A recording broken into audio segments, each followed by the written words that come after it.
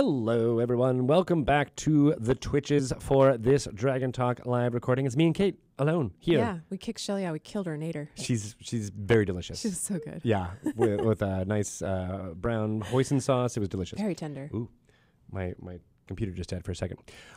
So I wanted to set this up a little bit for you guys before we start recording the podcast segment. We are doing a new first time recording of this segment, so you get to see the sausage get made, and we don't know whether it's going to be tasty as Shelly's. We're making sausage out of Shelly. It's using my computer PC as the heating element. I don't know.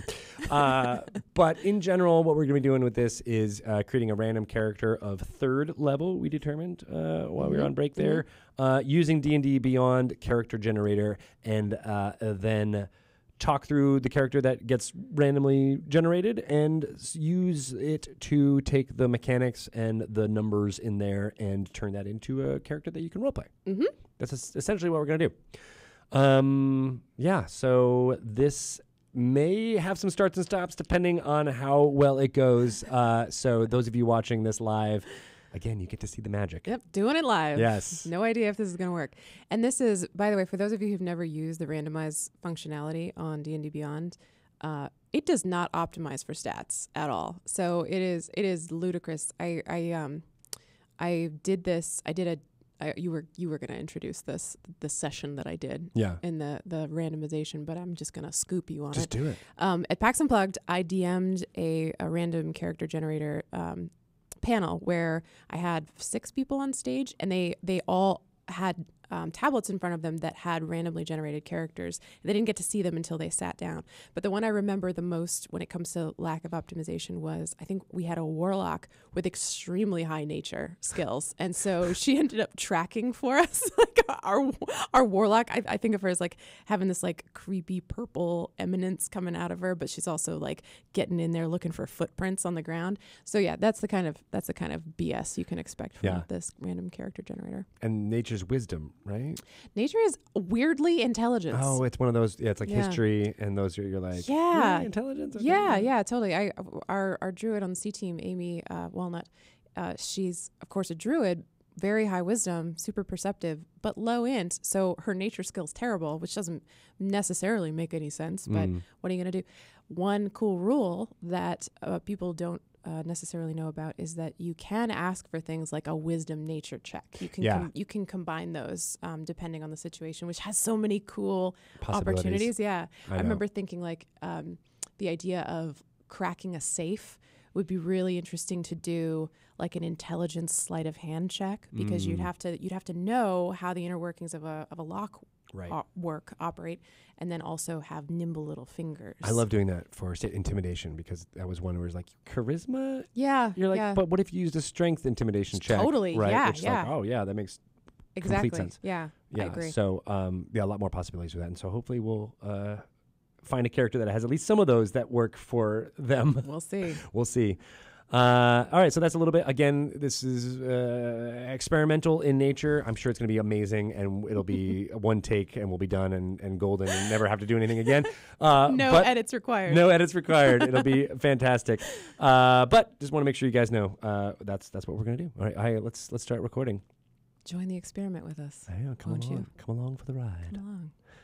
Welcome to a new segment here for Dragon Talk called Random Character Generator. I am joined by Kate Welch. Yes, you are. How are you? I'm so good. I'm so happy. So excited to do this segment. I know. You've been asking me to do this for a couple weeks now, or at least a couple weeks. Yeah, I know you're excited about it. Yeah, it's been a while. Inspired by well, first of all, let me say what this segment is. We are going to take use D&D Beyond's random character button and output a character. We're going to do it at third level, and then through the course of this conversation, talk through what happens on screen and develop a character that would be really fun to roleplay. Sure. Essentially. And again, this was inspired by the session you ran at PAX Unplugged. Do you want to talk about that for a second? Yeah. So I was asked to do, from the D&D Beyond crowd, they asked me to DM a random role character thing, and it was the first time I'd ever publicly DM'd for anybody. And so they had Jeremy Crawford and Amy the Falcon from C Team, and Todd Kenrick and Adam from D&D Beyond. Lauren and Satine also were on it. So all of them sat down. They saw whatever trash came out of the random character generator, and they had to then immediately, God bless them, just role play as those characters, and they did an incredible job. But it was I recommend you can go check out the VOD of it. I think it's if you look up PAX Unplugged random character, you'll find it. Nice. Because I had a lot of fun DMing it, and by the end, I think I had half the crowd was giving me a standing ovation, and half of them were booing angrily.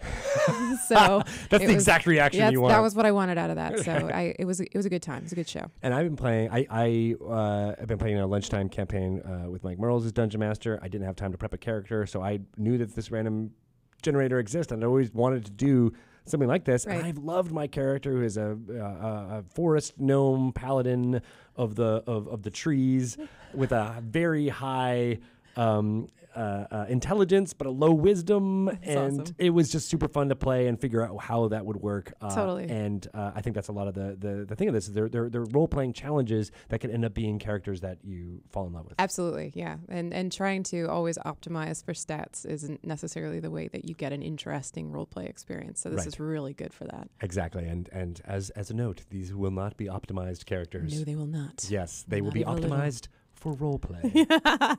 They'll be optimized for perhaps a And- trash can. and enjoyment. Yes, yeah. All right, so just talking through, if you're not familiar with D&D Beyond, it has basically everything you need to create a character within 5th edition. I believe I have the source books that are currently released all unlocked, so it could be anything from any of those source books. We chose level 3 because that is when most of the multi-classes, or I'm not multi-classes, the subclasses are available and unlocked. Totally. At that point. We're not picking, you can add filters in here, as you can see on the screen, those of you watching on stream, but if you're watching on podcast, you can add race or class or allow multi-class and things like that. We're not going to do any of that. We're just going to do a level 3 and see what happens. You ready? I'm so ready. All right. Create character. Oh, boy. It's loading. Oh, my gosh. We shall see. The tension. I feel like they didn't need a loading screen this long, but they just... Okay. Yes. So view character New sheet. character. Right. Oh, a turtle. A turtle warlock. Wow. Named Theramar. Theramar Very is a nice. turtle warlock. Strength of 15. High int. Okay, that's good. We need that to be a Yeah. good warlock. We got an oddly strong, intelligent, charismatic, proficient in wisdom and charisma. So good. I feel like that's very turtley. I'm already getting the sense if you're proficient in wisdom and charisma, you've seen the world a little bit. You've got some wherewithal about you. Your personality is strong. You know, like you're just like you're the kind of person people go to when they want to have like a serious conversation about something. I'm liking this. But he's also a warlock, so he's probably a little creepy. Right. Yeah, we'll get to what his pact might be Ooh, in yeah. a second, but let's look at his skills. He's got Arcana, which makes sense. Of course. History. History, also good. Yeah. I don't know, this guy feels pretty optimized. This is a good warlock. It's actually not. Yeah, you're right. He speaks Aquan. That's not a turtle trait, is it? I think it is a turtle Oh, okay. trait. All right. Yeah, because from the water. Got it. Okay. Persuasion, which works. Right.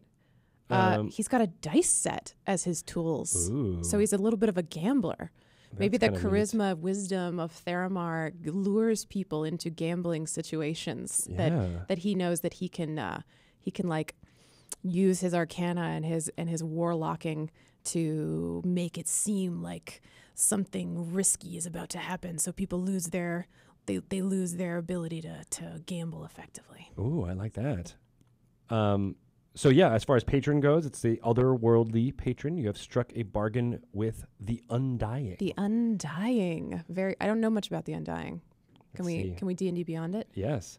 You have So with an otherworldly being of your choice, the Fiend, which Ooh. is detailed at the end of the class description for. Okay, yeah. I went from another so- source. Okay, so we have the Undying. I don't know anything about the Undying. Well, let's just go with let's what the look it up. Undying. Yeah. Yeah. This is Pact magic. Is. How do I get rid of that? Oh, there you go. It's You have just that easy. You have Eyes of the Runekeeper. Oh yeah. Oh wait, scroll back up. Among the Dead, you have Spare the Dying cantrip. Okay, cool. So that must Okay. come from the Undying. As, Yeah, I as, think- as being that. I think that this Turtle Warlock spends a lot of time around the dead, right? Like Yeah. this seems like you have an advantage against saving throws against any disease, probably because he's been spending so much time hanging out with corpses, right? Because and Ooh. it's like inoculated him to any weird diseases. Yeah.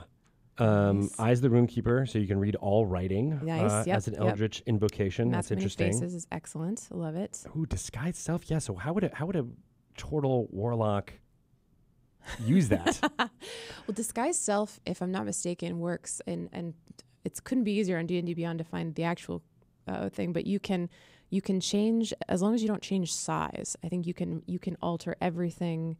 You can seem 1 foot shorter or taller, and you can appear thin, fat, or in between. Okay, but you can't change your body type, so you have to have the same arrangement of limbs. So you can't do anything too crazy.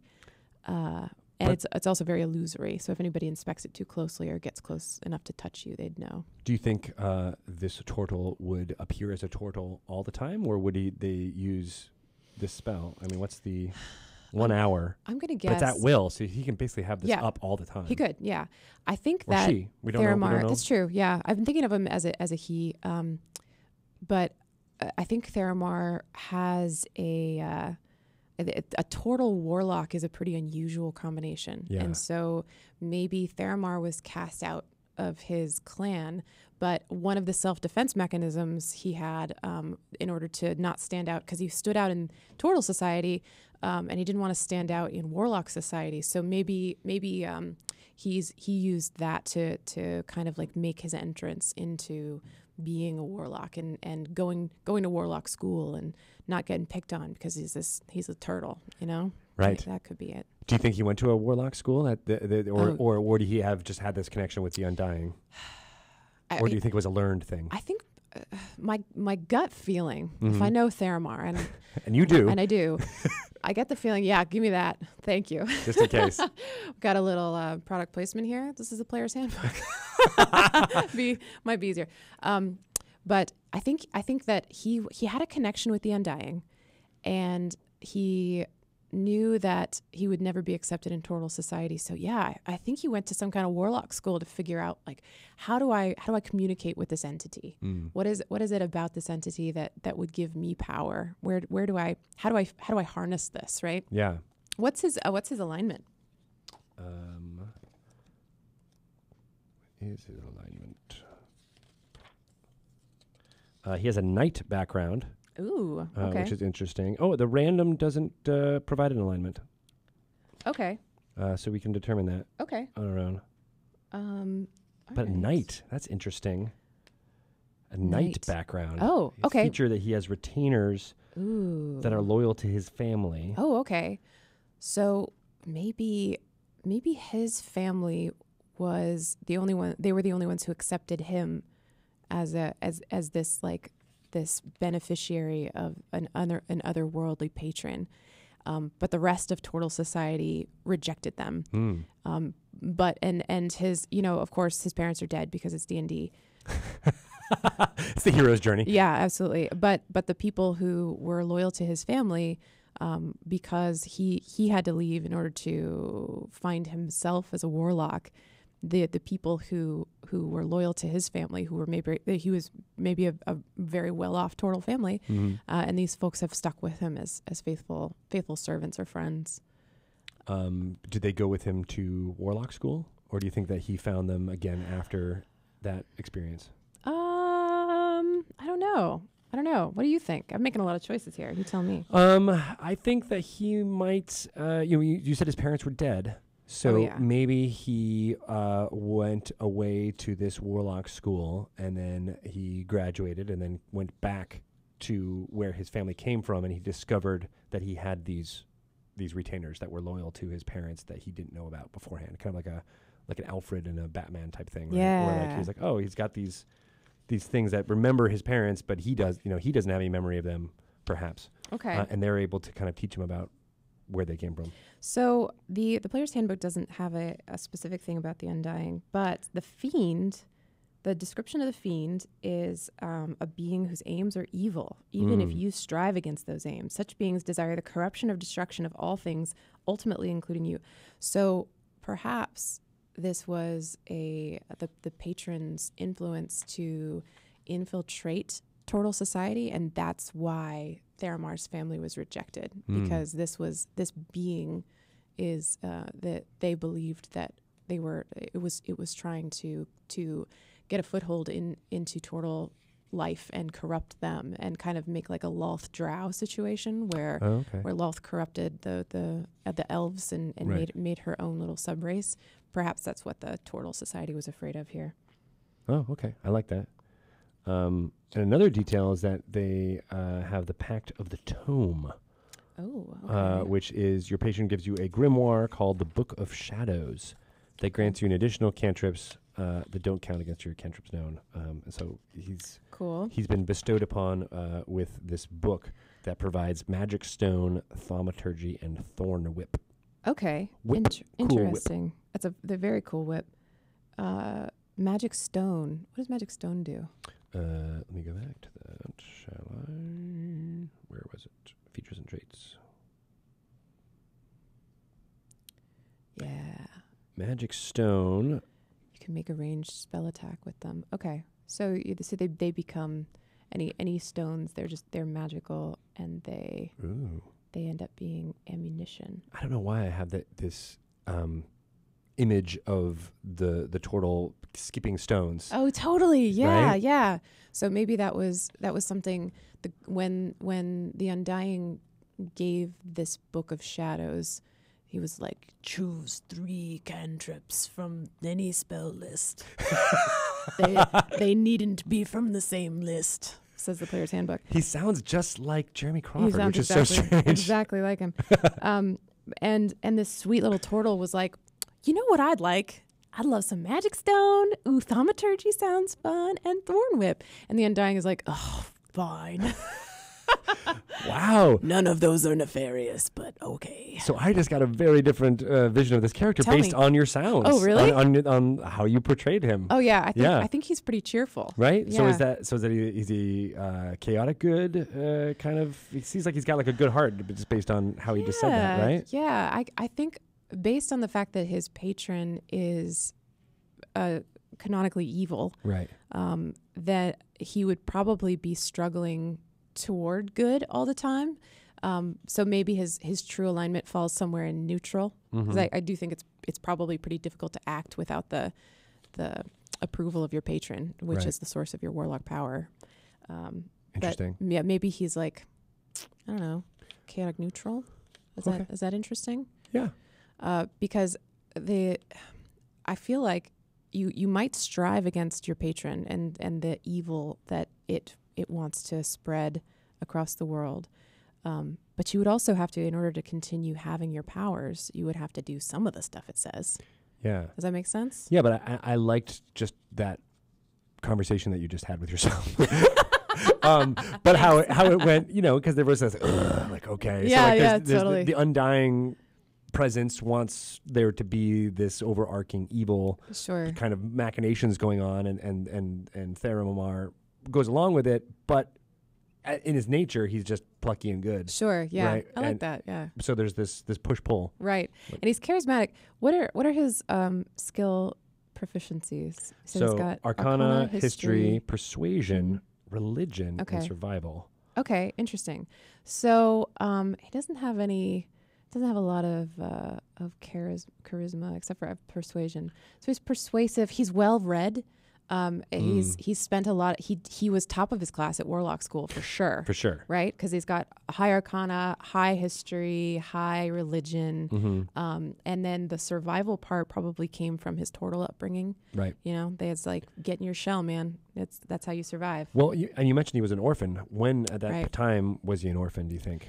Well, definitely before Warlock School. So probably, I think he'd learned enough from his parents to know, like, go your own way and we'll support you. And that's when they were cast out of society, they were like, no, we stand by our kid. So they were supportive. And I have to assume that Tortles have a whole clutch of eggs like a tortoise does. So Yes. there's probably like 25 other brothers and sisters that got cast out too. But are they spread on the wind too? So maybe that's something Yeah. he's trying to find them. yeah, it could be that they all spread out. It could be that that they formed their own new little enclave, and he can go back. He goes back home for family reunions, and he's the weird, arcane, eldritch turtle Bookish, sibling. always carrying a Book of the Right, Dead yeah. with him. So here's a good question: what does his Book of Shadows look like? Yeah, I think it would be black. Nice, Maybe dude. with some red, Yeah. Necronomicon type, Ooh, detail on it. yeah. So I'll read you what it says in the player's handbook. Okay. Your Book of Shadows might be a fine, gilt-edged tome with spells of enchantment and illusion, gifted to you by the lordly archfey. It could be a weighty tome bound in demon hide, studded with iron, holding spells of conjuration and a wealth of forbidden lore about the sinister region of the cosmos, a gift of the fiend. Or it could be a tattered diary of a lunatic driven mad by contact with the Great Old One, holding scraps of spells that only your own burgeoning insanity allows you to understand and cast. So I guess this is the forbidden lore one. Like here's what you shouldn't know. That like apple in the garden lore. Like here's the forbidden knowledge that I will pass on to you, Tortle. And Theramar's like, ooh, magic stone. That sounds fun. But I do think he probably always has this black book with red runes always on his person. But he's not necessarily like the angsty type to sit and read like with his trench coat on. Like, I'm gonna read my evil book. He's just like, oh yeah, that's my evil book. Yeah. I got some. It gives you some knowledge. power. Yeah, I got some. There's some crazy stuff in there though. Good spells. You want to see Magic Stone? Yeah, Here it goes. totally. I can cast this and it goes really far. Right. Yeah. That he's a little older now, and maybe pluckiness isn't his primary trait anymore. You know, he's You can be charismatic. old and plucky. Yeah, you could be. Yeah, for sure. But he's charismatic and persuasive, and he's wise, right? So he's maybe he's had this patron for some time, and he's learned to temper the control over this patron so that he knows like this fiend. He's been my patron for the last 25 years. I know this guy pretty well. The Undying. He's a real sack of crap. So I do enough for him that he lets me keep my powers, but I also am doing things that I know are good in the world with these powers that he's given me. And people come to me for advice. You know, I live in this swampy little warlock hut that's sort of shaped like a tortoise shell out in the woods, and folks know that like this you can go out to this warlock, and depending on how many favors he's done for the Undying lately, you might get something real evil happening to you because he had to check that box. But you also might get some cool advice. You might get an interesting spell or two that the magic might help you. I think of him as a turtle. I think of him as being kind of a hermit. How does that? So how do the retainers fall into that? Like if he's got that kind of knight kind of feel to it, does that hut have Maybe, turtles around him that help him out? Yeah, I think he's got some little turtles that live with him, Mm-hmm. and they're commoners according to the knight description. So Right. they're not inherently magical themselves, but maybe they're doing his bookkeeping for him, keeping his house clean while he studies, Right. going out cleaning up the swamp, making sure it's nice and tidy out there, looking for grubs. I don't know what turtles eat. Fish. Fish probably. Yeah. Anything that they can find. Yeah, jellyfish. I think that probably they're the closest he has to actual friends, and so they're close to his family. But yeah, it is kind of like a Batman and 3 Alberts, Right. kind of a situation. That's what I'm picturing. Now, is this hut of his own creation, or was that like where his parents used to live? No, I think this is not in Turtle Society anymore. This is essentially like the witch in the woods that is super hard to find. Probably he's got some kind of eldritch magic that keeps you from being able to find your way there unless he determines that that's something that you should be doing. Mm-hmm. But I think he built it himself, and I think he built it to resemble the homes from his previous life. So they're essentially like, again, I don't know if this is total canonical, but they're a a big round sort of hobbit hole looking thing without the dirt on top. Like it's not built into a mountainside. It's built out of like mud and clay, and it looks like, if you encounter it, it looks like a giant sleeping tortoise out there in the swamp. Oh, that's cool. And so it's like speckled with rocks to look like the decorations on like a tortoise shell, you know. And so if you find it, if you see it, that's the landmark. You're like, I know that's Theramar's hut. It's probably pretty grandiose because he has a lot of people living with him. He's got to make sure they've got their own room. Yeah. That's kind of cool. Yeah. And then are you thinking of this character as kind of stationary and non-adventuring life or as an adventurer and like this is just his home base? Level's 3, so he's probably not gone on too many adventures yet. But he seems to me like he's probably, he can be prevailed upon to go on an adventure. But likely he's more at home in his safe place learning and making sure that because I think he probably is very aware, as his patron is the Undying, that he is he could be used for nefarious purposes, and so probably he's keeping himself to himself as a way of protecting the general populace. Right? Oh, okay. It might be that he doesn't know when the Undying will demand something of him, so it's safer for him to be there. Oh, interesting. Okay. But then when the Undying does demand something of him, it might be that like, okay, now it's time to strap on my adventuring pack and get my dice set in there, throw it in my little turtle pocket. And head on down the road and get that stuff done, because I assume that having a patron that's a fiend means that if you don't do what they want, you'll probably be tormented for it. So you'd have to go make sure that that's taken care of. Makes sense. Awesome. Well, I love this character. Yeah, I kind of want to play it. I know. Right. One thing I was thinking as we were talking about this is that, like, let's make these character sheets available and people can throw them in as NPCs in their game or something. Like there's the Theramar, the Warlock Turtle. You can go visit him and get a quest now, right? I love that. Yeah. Because it definitely feels like an NPC that is like fully fleshed out now after this conversation. Yeah. Right? Okay. So before we do that, what does his voice sound like? Well, you had kind of improvised something. It's like I did like this little high pitched, like I'm so excited. I like that for him. Yeah. Even though he's not necessarily like a jokester. But the idea that you'd be like, yeah, come on in. I got a book about that. Have a seat. I'll get you some turtle tea. You know, whatever. I like the idea that he's got kind of a little, because he's probably huge, right? Yeah. Turtles are gigantic with these massive shells, right? And so you wouldn't expect that kind of. And I like that it goes against type, because every turtle I've ever played with has always been like, I'm gonna talk like this, right? Slow. So even though he's not necessarily slow, he's got normal walking speed. You know, not dexterous though. Not very dexterous. He's No. not going to be the first person to act in most of the battles, Right. Yeah. But he'll be ready to go if necessary. Yeah. I think he'd be a solid addition to anybody's party. So I like the high pitched voice with a little bit of a southern twang to it. I got a little bit of business to do for my patron, the Undying. Have you heard of the Undying? He's a heck of a guy. He gave me this book. Check it out. Look you want to see a magic stone? I love that. All right, Theramar, the Warlock Turtle. Yay. Thank you very much. Yay! I love him. That was tons of fun. I like the idea of making this somehow available, so I'll figure out how to do that. Cool. And potentially get the word out about how people can use this character. That's awesome. But if people want to get in touch with you about this character, what would be the best way? Well, I'm currently on a bit of a Twitter sabbatical, but if you wanted to hit me up on there, it's Kate Welch with 4 H's at the end. And when I come back, we can talk there more. Sweet.